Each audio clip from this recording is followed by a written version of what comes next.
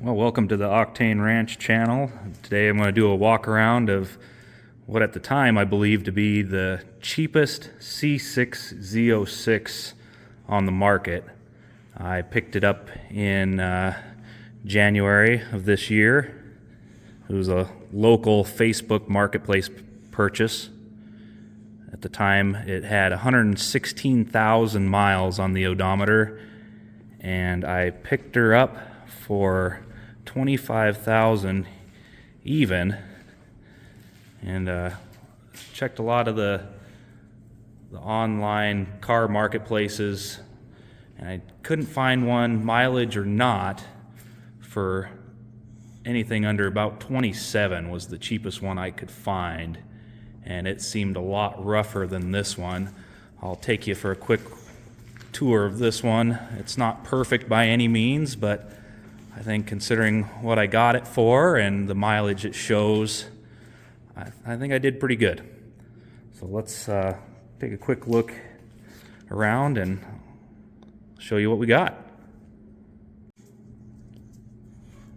First of all, let's start with the exterior. Black's pretty far down the list of colors I really wanted to pick for this car. First of all, I live on a dirt road, and it's impossible to drive into town without having to wash it again. And second, the black just shows every imperfection and flaw, so you really have to keep up on it, which I just like driving. I don't mind. I like doing maintenance and stuff, but I'd rather be driving the car than washing and polishing it. But it's a nice car, so if I have to wash it and polish it, so be it. Let's look at a couple of things, minor flaws it has. I mean, it's got a little bit of road rash on the front. It's got a ZR1 style splitter, just a cheap eBay style one. It's got a couple cracks on it. Unfortunately, it has the wrong size tires. They're a little narrow. I believe the fronts were 265s, and the rears, let's see here, the rears are 315, so the tires are a little smaller than what's supposed to be on it.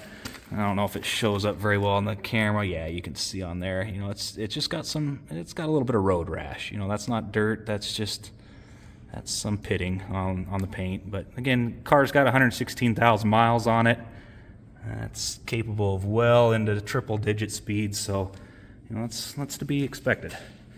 It's got some pretty dark tinted windows, which really I'm not a fan of dark tinted windows. It makes it hard to drive at night and see out of a little bit, but it looks good on this car. The car's black.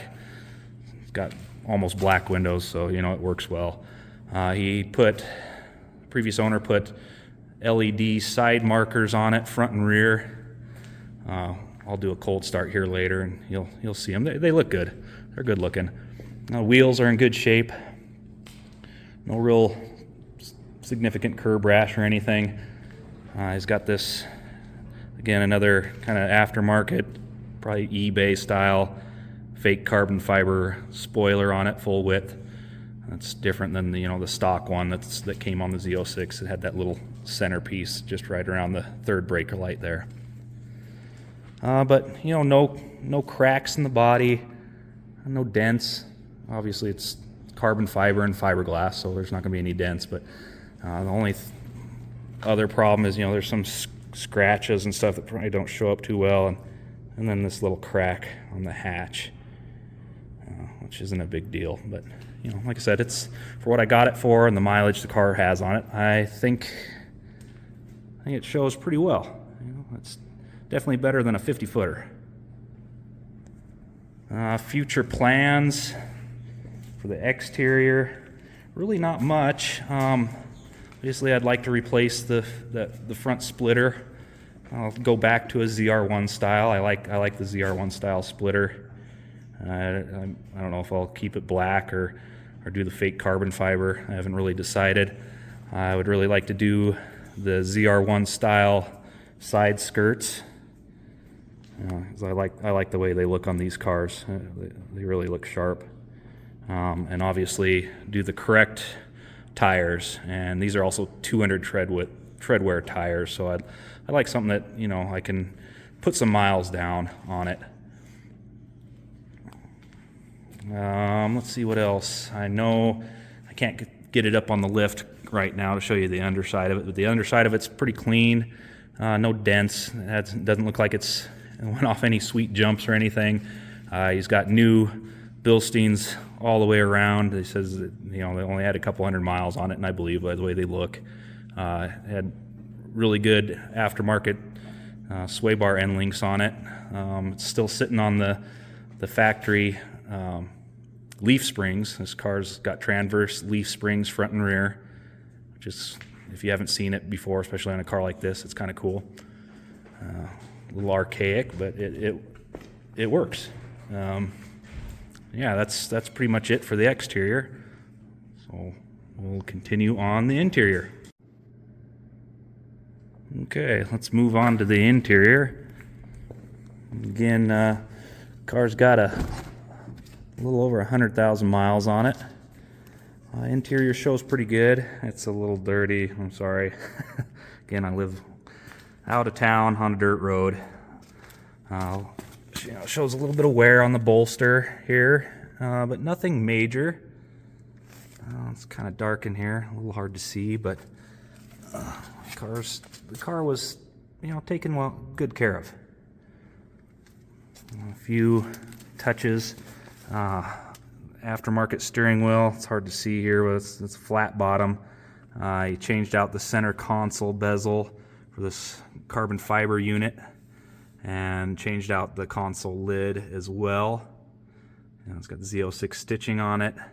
You know, shift knob, it doesn't show any significant wear.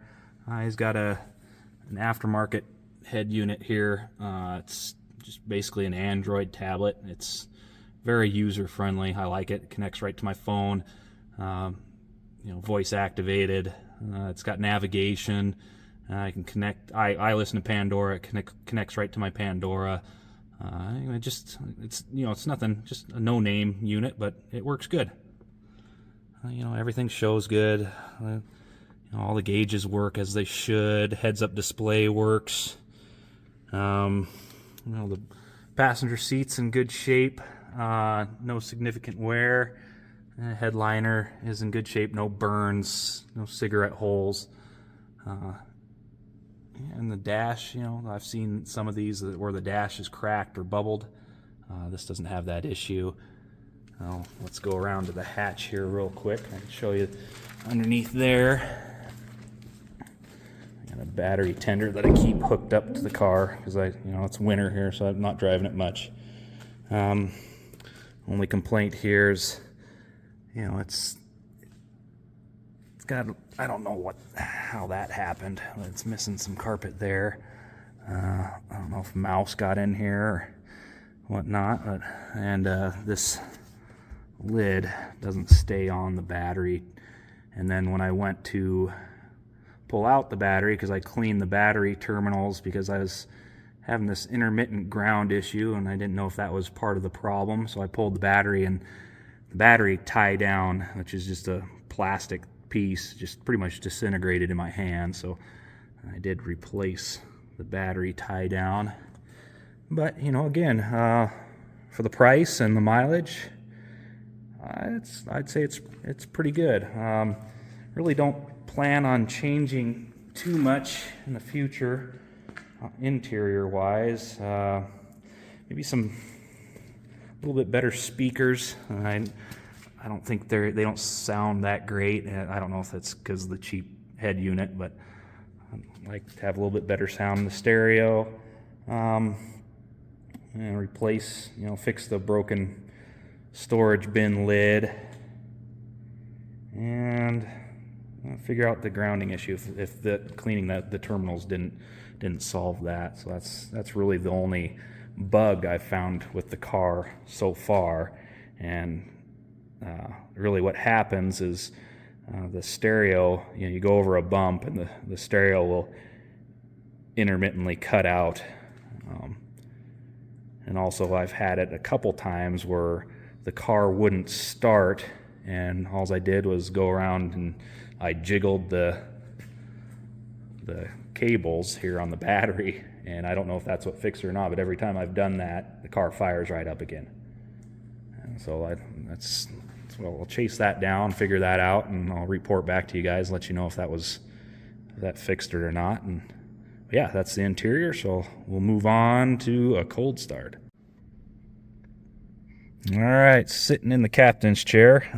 Let's see if we can see that. That's the current temperature here in the garage. You know, balmy, what's that, 32 degrees.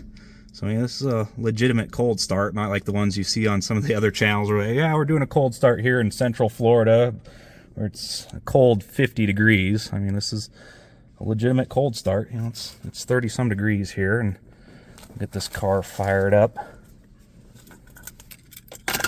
My first go around with keyless, just the button start, so that's new to me.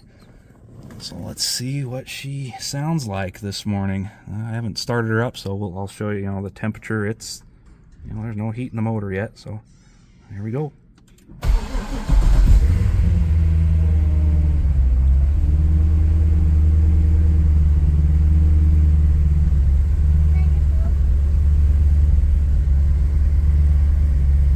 Looks like we have a low tire pressure light. Like I said, the car's been sitting for a few weeks. Haven't driven it or anything. I'll show you so I can prove to you that the car is cold. Let's get the oil. I'll see a good oil pressure. Cold. It makes 66 psi. That's not terrible. There you go. So 30 degree oil temperature. So yeah, it's a legitimate cold start. Here's a look at the head unit. We didn't really go through that, so yeah, just typical touch screen. It pretty user friendly, and like I said, connects right to my phone and seems to work pretty good, other than that grounding issue I have. So let's pop the hood, and I can take you under there.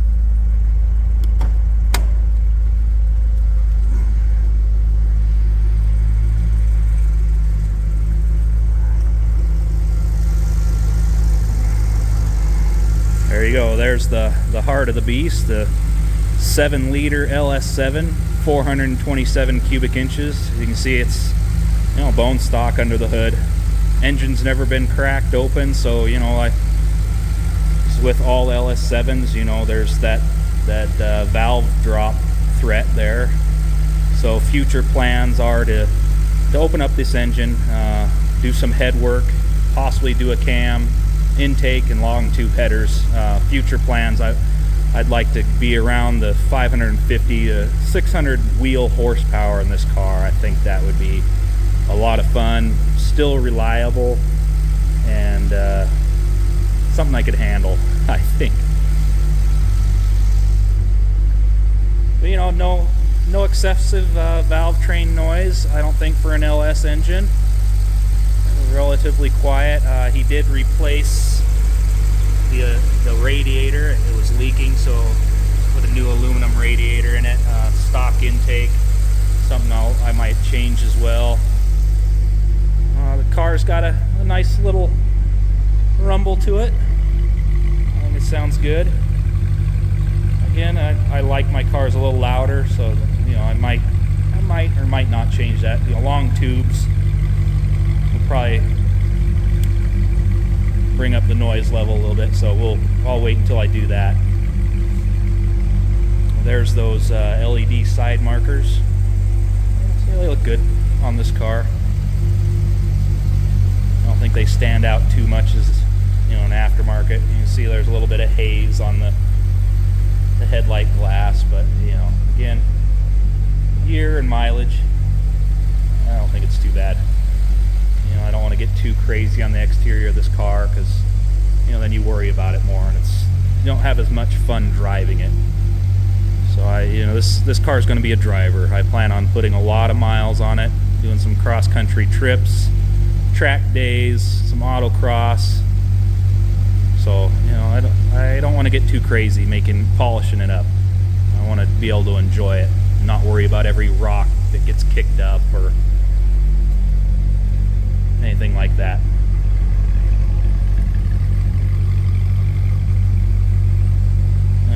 got some oil pressure there, and a little bit of heat in the motor. Got a little throttle blip. Ugh.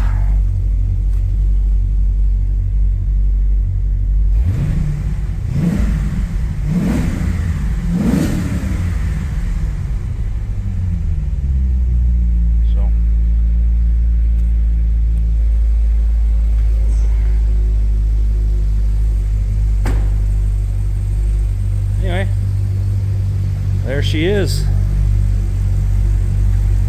Like I said, 116,000 miles, $25,000.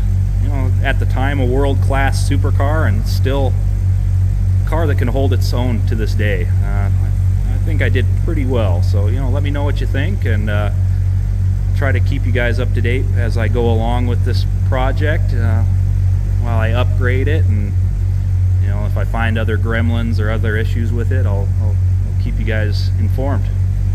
So thanks for watching. Have a good one.